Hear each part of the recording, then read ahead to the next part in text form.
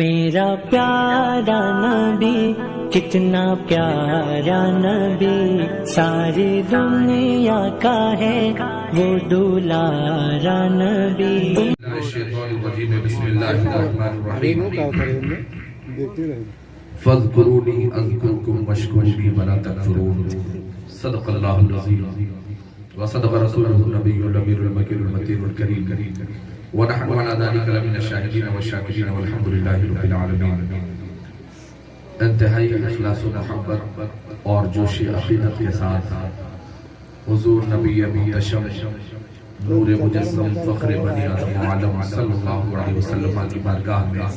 درود پاک پڑھنے۔ اللہم صلی علی سیدنا مولانا محمد بارک وسلم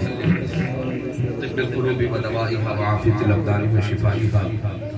ونور الابصار وضیائها وآلہ وصحبہ دائما ابدا۔ ممبر شریف پر جماعت اہل سنت کی وہ عظیم شخصیتیں موجود ہیں جن سے ایک رات کا نہیں کئی رات کی کامیاب کانفرنسیں کروائی جا سکتی ہیں۔ ممبر شریف پر یادگار اسلاف خلیفہ حضور مفتی اعظم محمد جمیل صاحب دامت برکاتہم القدسیہ، بھائی مجھ سے پیشتر قاری محمد علی فیضی صاحب اور جملہ علماء اکرام جو ممبر شریف پر تشریف فرما ہیں، جن کے لیے میں اکثر کہتا ہوں اور کہنے کے بعد بہت سارے لوگ اسے ممکن ہے کہ برا بھی مانتے ہوں، اور برا ماننے کی صورت میں معافی کا طلبگار بھی نہیں ہوں، جن کے لیے میں اکثر کہتا ہوں اور کہتا رہوں گا کہ کیسے کیسے یہ مسلمان نظر آتے ہیں، کیسے کیسے یہ مسلمان نظر آتے ہیں۔ ان مسلمانوں کی بات کر رہا ہوں جو اسٹیج پر تشریف فرما ہے، جو خلیل پر لاک ڈاؤن ہونے کے بعد بھی آج بھی آپ کے بچوں کو عشق رسالت کی روٹیاں پلا رہے ہیں۔ میری مراد جو علماء ہیں جو آج بھی آپ کو نماز پڑھا رہے ہیں، تنخواہ دیا ہے تو بھی نہیں دے رہے ہیں تو بھی تمام پریشانیاں ہیں، فقر و فاقہ ہے، غربت ہے، تنگ دستی ہے، مگر مدرسوں نے ہم لوگوں کو مزاج یہ دیا ہے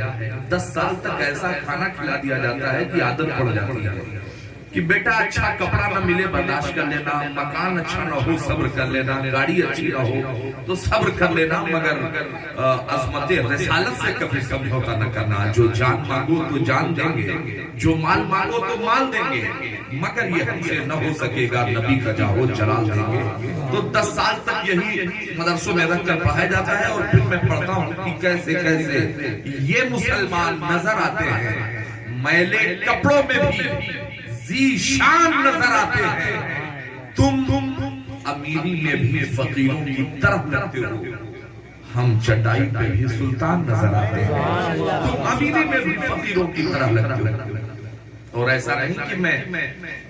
بس یوں ہی کہہ کے نکل گیا۔ آپ دیکھیے پہلے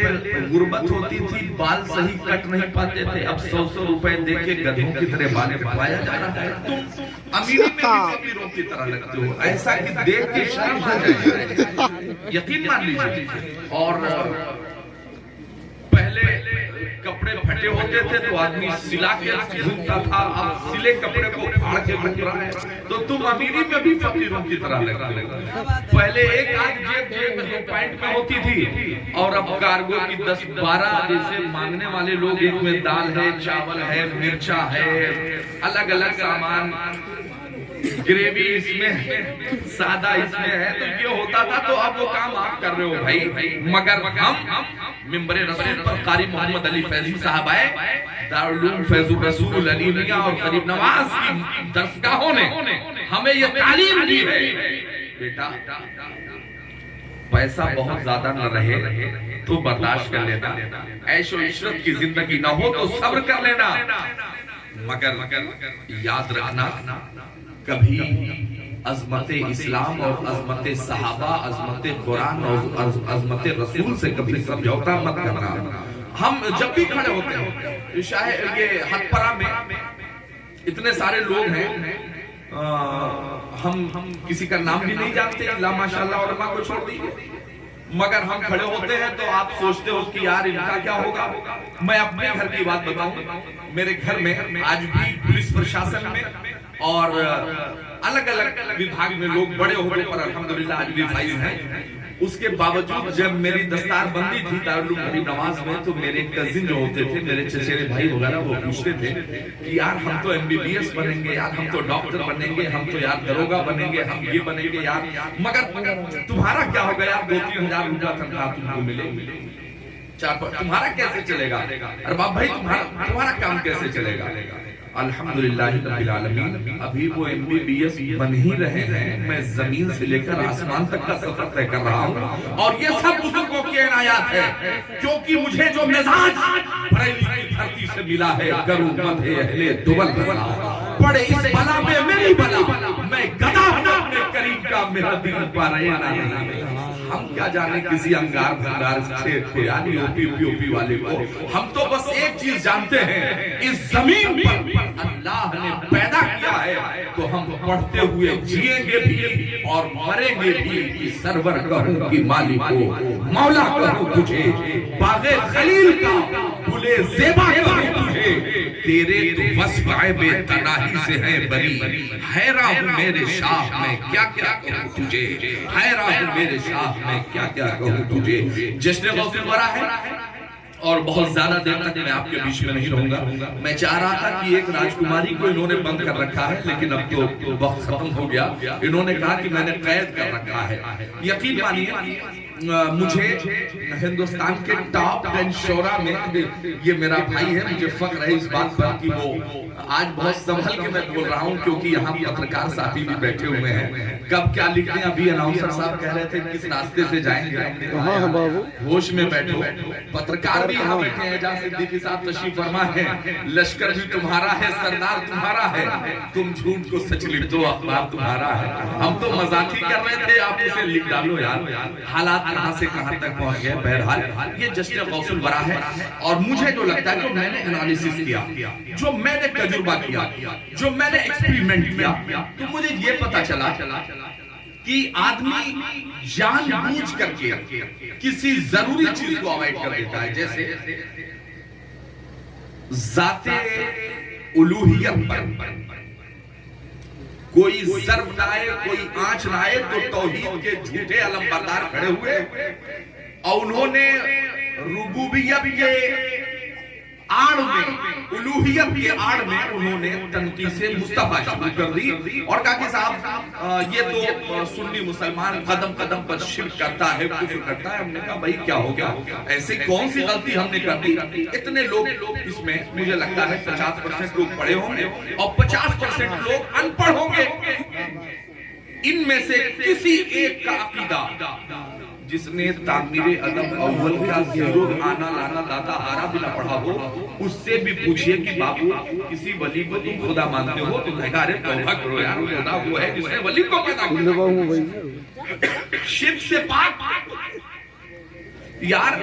ایک خدا کی جگہ 2 خدا کو مان لیتا، اگر کوئی شرک کی جو صفتیں بیان کی ہیں اس سے ہمارا کوئی بھائی متصف ہوتا تو کہا جاتا کہ چلو بھائی ٹھیک ہے، مگر یہاں تو تنقیص رسالت مقصود ہے۔ میں پوچھنا چاہتا ہوں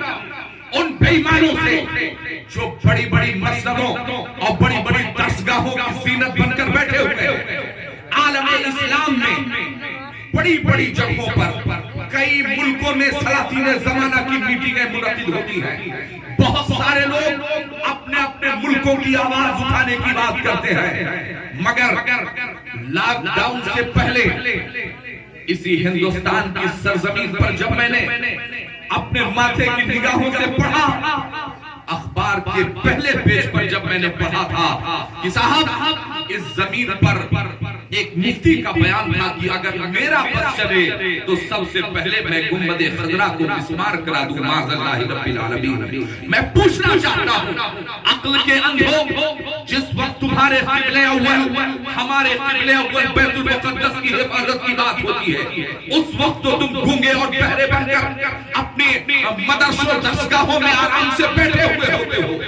جب گنبد خضرا کے خلاف آواز اٹھانی ہوتی ہے تو سب سے پہلے تم سڑکوں پر نکلتے ہو، اخبارات میں بڑے بڑے مضامین شائع ہوتے ہیں، مگر چاہے وہ قبلہ اول کا معاملہ ہو، چاہے وہ بیت المقدس کا معاملہ ہو، چاہے وہ خانقاہ ہو، عبادت گاہ ہو، مدارس و مساجد کا معاملہ ہو، چاہے وہ امن و آشتی کا معاملہ ہو، چاہے وہ اتحاد اور اتفاق کا معاملہ ہو، اس مسئلے پر تمہاری زبانیں گم ہو جاتی ہیں، تم اپنے منہ میں دہی جمع کر کے بیٹھتے ہو۔ مگر میں آپ سے سوال کرنا چاہتا ہوں، صحابہ کرام کے زمانے سے لے کر آج تک 1857 کے پہلے تک اس سرزمین پر نہ تو انبیاء کرام کی شان میں گستاخیاں، نہ اولیاء کرام کی تنقید کی جاتی تھی۔ اللہ نے بندوں کو جسے جس مرتبے پر فائز کیا ہے ان مراتب پر رہ کر کے ہم نے اپنے بزرگوں کی یادیں بھی منائی ہیں، ہم نے بر اسلام کا جشن میلاد بھی منایا ہے، مگر سوال یہ پیدا ہوتا ہے، عقل انسانی حیران ہے ان جدید آلات کو دیکھ آج ہمارا نوجوان اس قدر مغربی تہذیب کا شکار ہو چکا ہے۔ انسان کہتا ہے صاحب یہ تو ممکن نہیں ہے۔ آج سے 20-25 سال کے پہلے آپ ذرا سا جائزہ لیجئے، 35-40 سال کے پہلے کا جائزہ لیجئے، چھوٹی سی ایک تخلیق کی سائنسدانوں نے کیا بنایا؟ ایک ریڈیو بنایا۔ اس ریڈیو میں تصویر دکھائی نہیں پڑتی تھی، لوگوں نے کوششیں کی یار تصویر دکھتی، لوگ آواز تو آتی ہے مگر تصویر دکھائی نہیں دیتی ہے، پھر تو ہے نہ کسی مدبر کو ہے۔ پیغمبر اسلام حاضر و ناظر بھی ہیں، اختیار والے ہیں، تصرفات والے ہیں، محبوب خدا ہے۔ اس خاکدان گیتی پر جتنے بھی لوگ ہیں دنیا میں احترام کے قابل ہیں جتنے لوگ، میں سب کو مانتا ہوں مگر مصطفیٰ کے نام لا یمکن السماء کما کان حقہ۔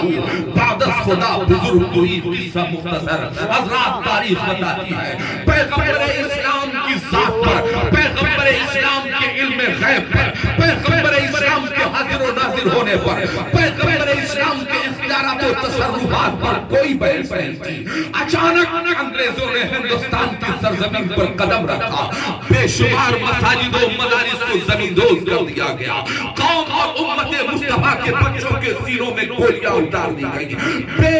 بے شمار نوجوانوں کو سلاخوں کے پیچھے ڈال دیا گیا، مگر یہ امت جس کے سینے میں لا الہ الا اللہ کی امانتیں موجود تھی، یہ قوم عزم مصمم کر کے کھڑی تھی۔ سب کچھ برداشت ہے، ناموس رسالت سے کوئی سمجھوتا نہیں ہو سکتا۔ تب انگریزوں نے اسی ہندوستان کی سرزمین پر اپنے چند سکوں ٹکوں پر کچھ ایسے زرخرید غلام پیدا کیے تھے، ان سے پوچھا تھا انہوں نے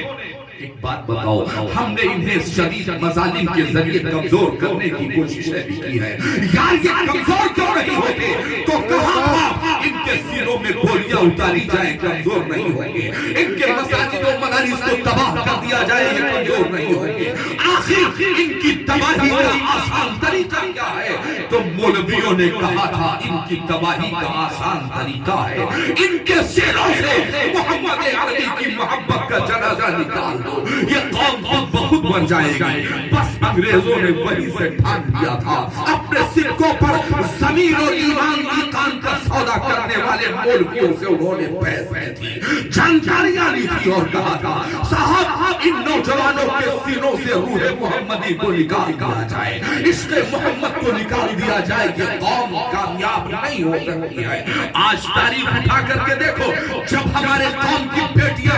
اٹوار ڈومریا گنج کے چوراہے پر اسکرٹ پہن کر نظر آتی ہیں، جب قوم کی بیٹیوں کے چہروں پر تعلیم کے نام پر سب سے پہلے ان کے چہروں سے نقاب ہٹا دیا جاتا ہے، جب قوم کی بیٹیوں کو مردوں عورتوں کے اختلاف کی اجازت دے کر کے اور انہیں ایک ساتھ اجتماعی نظام تعلیم دے کر کے جب قوم کی بیٹیوں کو بے حیا بنانے کی کوششیں کی جا رہی ہوتی ہیں، ایسے عالم میں آج سے 200 سال کے پہلے انہیں قوم کی بیٹیوں نے دہلیز کے اندر رہنا باعث ثواب سمجھا تھا، مگر آج 200 साल पहले एक छोटा सा शहर बोया था फ्रांस में, और फ्रांस में जो कपड़ा 1000 का मिलता था वही कपड़ा 1000 का, और उसी कपड़े को आधा कर दिया तो लोगों ने कहा यार फुल कपड़े के मुकाबले तुम्हारा आधा कपड़ा कौन खरीदेगा। तो यहूदियों और अंग्रेजों की एक औरत लेडी ने कहा था आज हमने आधे कपड़े मार्केट में पहली मर्तबा शाये किए हैं। ये कपड़े अंग्रेज पहने न पहने, मगर वो मुसलमान जिसके सीनों में इश्क़ मोहम्मद नहीं होगा, जिसके सीनों में खौफ खुदा नहीं होगा, जिसके सीनों में आमिना के लाल की मोहब्बत नहीं होगी, उनके घरों में ये कपड़े दाखिल हो जाएंगे और धीरे धीरे ये रस्म बन जाएगी। आप सोचिए मेरे घर में 7 साल की बेटी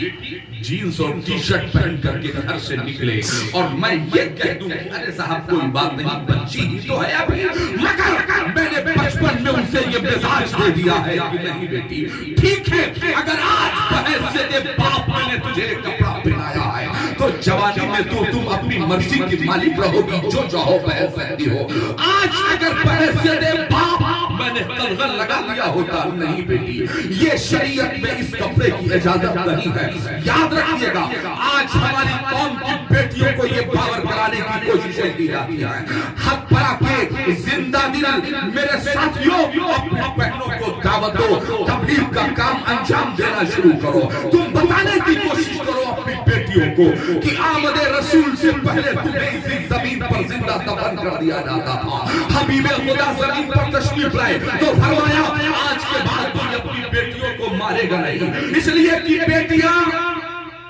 रहमत नहीं है, हर पैदा होने वाली बेटी अपने बाप के लिए रहमत है। रहमत कहा नहीं था मुस्तफा ने, बल्कि करके दिखाया है मुस्तफा ने। सैयदा खातून जन्नत मुस्तफा जाने रहमत ने 4 बेटियों को पाल करके जिंदगी के आदाब और उसूल इस्लाम सिखाकर दुनिया को बेपैगाम दे दिया कि हमने सिर्फ बचाने का नारा नहीं दिया है, फातिमा को पाल के हमने जिंदगी जीने वालों को एक तरीका हमारा कर दिया है। आप अंदाजा कीजिएगा इस्लाम का इसी हिंदुस्तान की सरजमीन पर हमारे घरों में ये वबा फैली है कि हमारे मजहब इस्लाम में बेटियों को जबरदस्ती कैद करके रखा जाता है। मैंने अरबी तालीम के बाद अंग्रेजी तालीम मैंने भी हासिल की है। इसी डिग्री कॉलेज में 45 डिग्री कॉलेज में मैंने भी तालीम हासिल की है। बहुत करीब से कॉलेज के निजाम को मैंने देखा है, वहाँ होने वाली फहाशियों को मैंने माथे की निगाहों से देखा है। यूं तो मौलवी और उलमा पर आसानी से उंगली उठा देना ये बहुत आसान काम है, क्योंकि मस्जिद चलेगी तो चंदे से, मदरसा चलेगा तो चंदे से, खानकाहें चलेगी तो चंदे से। इसलिए जो 5 रुपया देगा वो भी बोलता है, जो 50 रुपए देगा वो भी बोलता है, जो 5000 देता है वो भी बोलता है। मगर याद रखिएगा अजीजाने मिल्लत इस्लामिया कि कॉलेज का निजाम तकरीबन 90% 95% लोगों का ये जहन बन चुका है कि साहब अगर मेरा बेटा आलिम होगा तो गरीब होगा, मेरा बेटा मौलवी होगा तो परेशान होगा। मगर कॉलेज के निजाम को उठा करके देखिए, एक साइंस की किताब मुझे बताइए जिसमें वालिदैन के हुकूक के बारे में लिखा हो, एक मैथमेटिक्स की किताब मुझे बताइए जिसमें पड़ोसियों के हुकूक के बारे में लिखा हो। मगर इसी हिंदुस्तान की सरजमीन पर कुरान के मानने वालों ने ये पैगाम दिया। कहने को कुछ भी इलेक्ट्रॉनिक प्रेस और प्रिंट मीडिया कुछ भी लिखे, मगर बहैसियत मुसलमान उलमा ने मुस्तफा अपनी जिम्मेदारियों को समझने की कोशिश कीजिए। आप अपने घर में खाना खा रहे हो, तुम्हारा पड़ोसी भूखा सो रहा है, पड़ोसी किस मजहब का है, किस धर्म का है, मतलब इससे नहीं है तुम्हारा पड़ोसी भूखा सो रहा है तो तुम्हारे लिए वो लुक़मा दुरुस्त नहीं है जो तुम खाना खा रहे हो। तुम्हारा पड़ोसी अगर तुम्हारे पड़ोस में उसके बच्चे हैं, गुर्बत है, फिक्र फाका है, गोश्त लाए हो, गोश्त नहीं है तुम्हारे पास, अंडे की सब्जी बन रही है,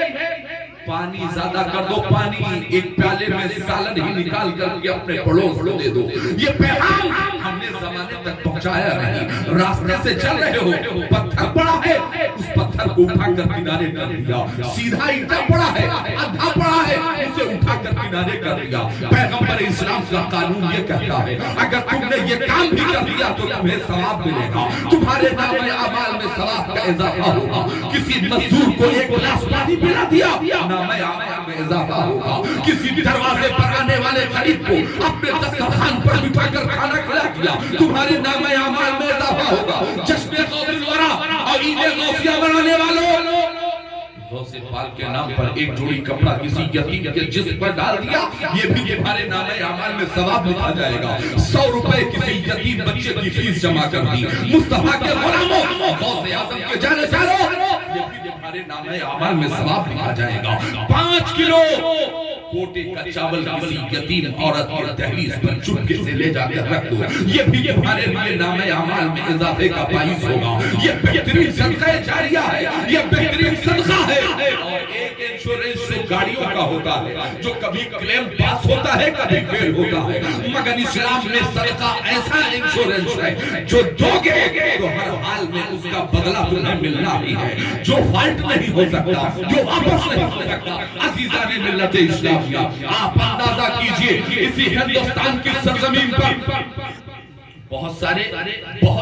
मैं किन बातों को आपके सामने रखूं और किसे छोड़ दूं, ये जश्न गौसुल वरा है। मेरे साथियों का कहना था अरबाब भाई जश्न गौसुल वरा है और इस्लाहे मुआशरा पर भी बोलना है। इस्लाहे मुआशरा के लिए ये कह के मैं आगे अपने उन्वान पर आना चाहता हूं कि कौम की बेटियों याद रखना कि आज बड़ी आसानी के साथ तुम्हारे हाथ में एंड्रॉइड मोबाइल देकर कौम की बेटियों को ये बावर कराने की कोशिश हो रही है कि आपके आप पर जुल्म हो रहा है, तशद्दुद उठाए जा रहे हैं, आपको पर्दे में रखा जा रहा है। मगर सुनिए,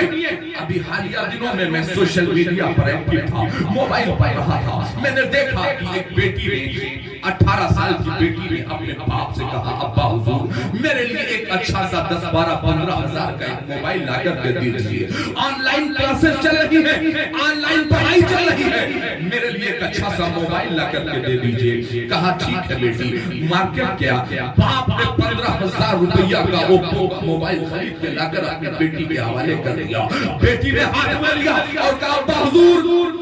पानी बाद में पीजिएगा, खाना बाद में खाइएगा, मोबाइल कीमती है, 15,000 रुपए कम नहीं होते। अब्बा एक बार मार्केट और चले जाइए। अब क्यों चले जाए, मोबाइल मांगा था, मोबाइल मैंने तुम्हें दिया, अब मार्केट जाने की जरूरत क्या, मोबाइल पसंद नहीं आया, कहा नहीं अब्बा मार्केट इसलिए चले जाइए, मोबाइल महंगा है, इसके ऊपर एक स्क्रीन गार्ड लगवा दीजिए, 50-40 रुपए का, 100 रुपए का आता है, एक स्क्रीन गार्ड लगवा दोगे, मोबाइल का स्क्रीन महफूज रहेगा, उस पर स्क्रैच नहीं आएगा, उस पर दाग धब्बे नहीं आएंगे। जब ऊपरी हिस्से पर स्क्रीन गार्ड पर दाग धब्बे होंगे, निकाल कर फिर से न्यू लगा दिया जाएगा, हमारा स्क्रीन महफूज रहेगा, ओरिजिनल टच महफूज रहेगा। हाँ, याद रखिएगा कि ऊपर स्क्रीन गार्ड और नीचे अब्बा हुजूर एक अच्छा सा मोबाइल का कवर लगवा दीजिएगा, ताकि मोबाइल को नीचे से भी स्क्रैच ना आने पाए। मेरा मोबाइल यहीं कहीं रखा हुआ है, हर आदमी तकरीबन अपने मोबाइल पर एक कवर लगाए हुए है ताकि स्क्रैच ना आने पाए। कौम की बेटियों जरा अपने जहनों को हासिल कीजिएगा कि 15,000 का मोबाइल टूट जाए, बन सकता है, स्क्रैच आ जाए, ठीक हो सकता है, बिगड़ जाए, बन सकता है, गायब हो जाए, दूसरा आ सकता है। जब तुम 15,000 के मोबाइल पर स्क्रीन गार्ड और उसका कवर लगाने के लिए तैयार हो, इसीलिए इस्लाम ने तुम्हें पर्दे में रहने के लिए कहा है। इस्लाम की तुम तो इस्लाम की शहजादियां हो, इस्लाम की बेटियां हो, ताकि तुम्हारे ऊपर किसी की गलत निगाह भी न पड़ने पड़े, ताकि तुमसे कोई बुरा भी नजर न होने पाए। इसलिए तुम्हें पर्दे में रहने का हुक्म है, ताकि तुम इज्जतदार जिंदगी में जो है जी सको और इज्जतदार रह करके अपने बच्चों की परवरिश कर सको। मगर हाय अफसोस, हमने अपने आप को यहाँ खड़ा करके रखा है कि जहाँ से हमें ये दिखाई पड़ता है दुनिया इतनी तरक्की कर रही है, हजरत अभी आप वहीं पर खड़े हैं। कहाँ पर खड़े हैं भाई? इसी जमीन पर। बता दीजिए ताकतवर कौन है? आप कहोगे साहब बहुत सारे लोग जुबानें लंबी हैं, बोल जाते हैं। ارے صاحب صحابہ نے کبھی لیپ ٹاپ بنایا تھا کیا؟ بزرگوں نے کبھی موبائل بنایا تھا کیا؟ بے مجبوروں کو ضرورت ہے موبائل کی۔ ممبر نبوی شریف میں، ممبر شریف پر مسجد نبوی شریف میں فاروق اعظم جمعے کا خطبہ دے رہے ہیں، ہزاروں کلومیٹر کی دوری پر جناب ساریہ جنگ لڑ رہے ہیں، جمعہ کا دن ہے، خلیفہ دوئم امیر المومنین غیظ المنافقین عمر ابن خطاب ممبر شریف پر تشریف فرما، اچانک یا ساریہ تو الى الجبل، یا ساریہ تو الى الجبل، اے ساریہ پہاڑ کی جانب دیکھو۔ اب مسجد نبوی میں جتنے لوگ بیٹھے تھے، ارے یار ساریہ وہاں ہے، ایسا تو نہیں دماغ چل گیا ہے یار، یہ کیا ہوگا؟ اے ساریہ وہاں ہے، مگر وہ مزاج شناس تھے، بارگاہ مصطفیٰ کے تربیت یافتہ تھے۔ ٹائم نوٹ کیا، دن نوٹ کیا، وقت نوٹ کیا، چند دنوں بعد خبر آئی، پرچم اسلامی بلند ہو گیا، شاہانہ فاتحانہ شان و شوکت کے ساتھ جناب ساریہ اپنے سپاہیوں کے ساتھ واپس آ رہے تھے۔ اہل مدینہ استقبال کے لیے نکلے، گلے سے گلے، دل سے دل ملایا، فرمایا اے ساریہ ایک بات تو بتاؤ، اتنے دن کیوں لگے؟ جناب ساریہ بیان کرتے ہیں، بات دراصل یہ ہے میرے بھائی کہ میں جنگ تو روز لڑتا تھا مگر ہار جاتا تھا، کبھی میں پیچھے ہٹ جاتا تھا، کبھی آگے بڑھ جاتا تھا۔ ایک دن ہم نے بڑھ کے حملے کرنے شروع کیے، جمعہ کا دن تھا، عین جمعہ کی نماز کا وقت ہو رہا تھا، ہم آگے بڑھ کے حملے کر رہے تھے۔ اچانک فاروق اعظم کی آواز میرے کانوں سے ٹکرائی، اور ٹکرانے کے بعد میں نے سنا کہ یہ ساریہ پہاڑ کی جانب گھوم کر دیکھو، پلٹ کر ادھر بھی دیکھو۔ ہم نے جیسے ہی امیر المومنین کی آواز سنی، پلٹ ہم نے پہاڑ کی جانب دیکھا تو دشمنوں کا ایک لشکر تو سامنے تھا اور ایک لشکر پہاڑ کے پیچھے سے چھپکے سے ہم پر حملہ ہونے والا تھا۔ ہم نے آدھی ٹولی ادھر لگا دی، آدھی ٹولی ادھر لگا دی، اب ہم نے بڑھ کے حملے کیے، پرچم اسلامی بلند ہو گیا۔ جب تاریخ دن ملایا گیا، ٹھیک وہی ٹائم تھا جب فاروق اعظم نے مسجد نبوی کے ممبر سے کہا تھا، وہی ٹائم تھا جب جناب ساریہ نے سنا تھا۔ مجھے جواب دیجیے، کیا اس دور میں لیپ ٹاپ تھا، انٹرنیٹ تھا، موبائل تھا، یہ جدید آلات تھے؟ آپ کا جواب ہوگا نہیں۔ تو بھائی صاف سی بات ہے، دل میں ہے میرے تصویریں یار، جب ذرا گردن جھکائی دیکھ لی یار، یہاں سے دیکھا تو جناب ساریہ کو اور فاروق اعظم کے دیکھنے پر مجھے اتنی حیرت نہیں ہے جتنا جناب ساریہ کے سننے پر مجھے حیرت ہے۔ یار یہ تو ممبر رسول پر تھے، اس کا بھی کمال ہو سکتا ہے، مگر جناب ساریہ نے سن لیا تو جب ان کے قیال کرتے ہیں شاہانِ زمانہ کی بولی، محتاج کا جب یہ عالم ہے تو مختار کا عالم کیا ہوگا؟ جب مدنی مصطفیٰ پر آوازیں اٹھائی گئی ہیں، عظمت رسالت پر جب انگلیاں اٹھائی گئی ہیں، خدا کی قسم آواز مدینے والے آقا کو جواب نہیں دینا پڑا ہے، غلامان مصطفیٰ نے ہی ہمیشہ جواب دیا ہے۔ آپ تاریخ اٹھا کر کے دیکھ لیجئے، اللہ نے عقل دی ہے، فَاعْتَبِرُوا يَا أُولِي الْأَبْصَارِ،